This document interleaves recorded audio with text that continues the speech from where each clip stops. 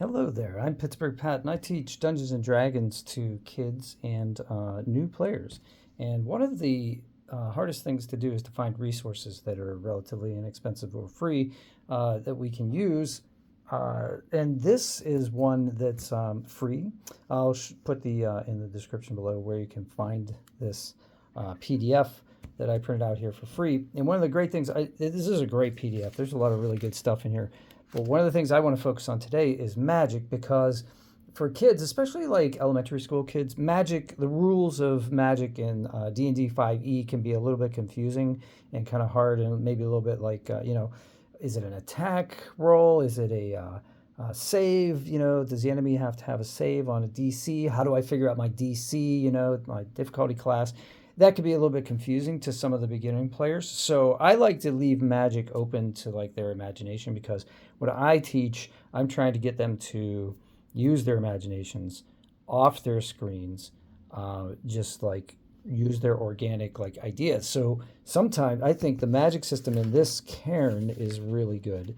So if you go to page 16 of the PDF, you'll find a whole bunch of different spells here.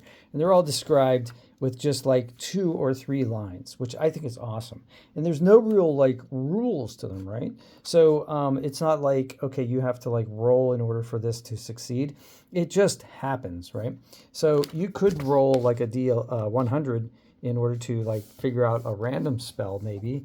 But this, I like to provide like some of these as a list to new players, and then they can go ahead and figure out like what they're going to do with it. So let's say like, for instance, I don't know, let's just go right to the top. So the very first one is called adhere.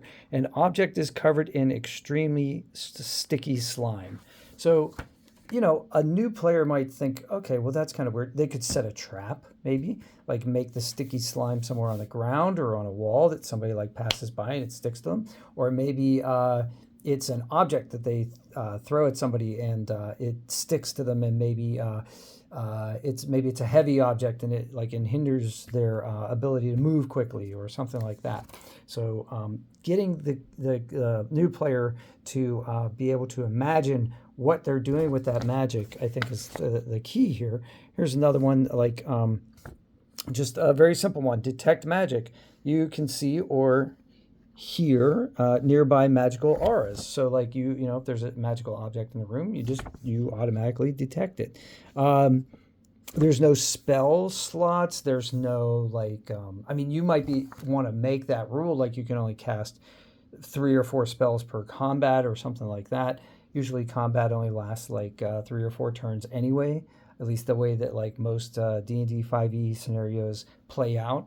So that could be one simple way to do it, but you don't have like tiered levels, like you must be level 3 in order to cast Fireball or something like that, So here, for instance, like Fog Cloud. Fog Cloud is a pretty high level spell in D&D 5e, but here you can, anybody can cast it. A dense fog spreads out from you. So it's up to the DM. How far away? Does it fill the room? Does it obscure the entire horizon? Maybe you're a really big spellcaster, like really powerful. Maybe if you want to like create an atmospheric effect or something like that. Or maybe it's just like over an enemy's field of vision so that it obscures the battlefield. Maybe, because one of the things I like to teach as well is like tactics, like controlling the areas of the battlefield. I think that's good, especially when you use like mapped grid. It helps kids to figure out like, they like the comfort of board games, and it gives it like a board game kind of feel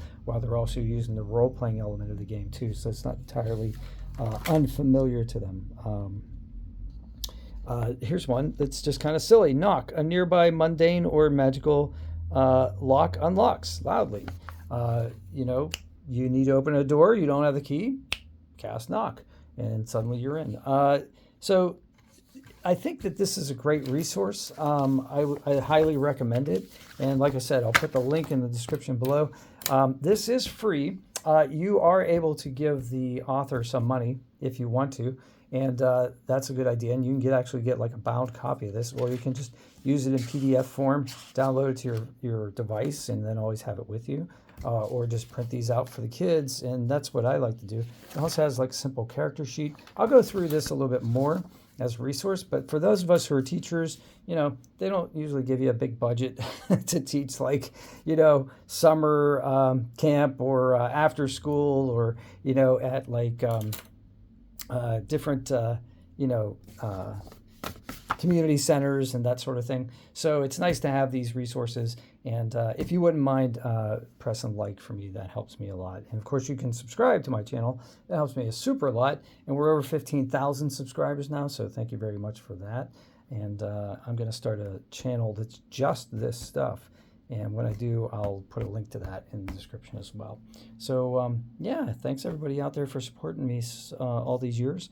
I enjoy teaching D&D, and I hope you do too. And if you do, tell me what your little tricks of the trade are. Where do you get like materials and things that you can use that don't cost a lot of money, that we could pass on to others who are just starting to teach other kids or other beginners how to play this wonderful game that we all love as a pastime. Have a great day today, and I'll see you all on the next one. Take care.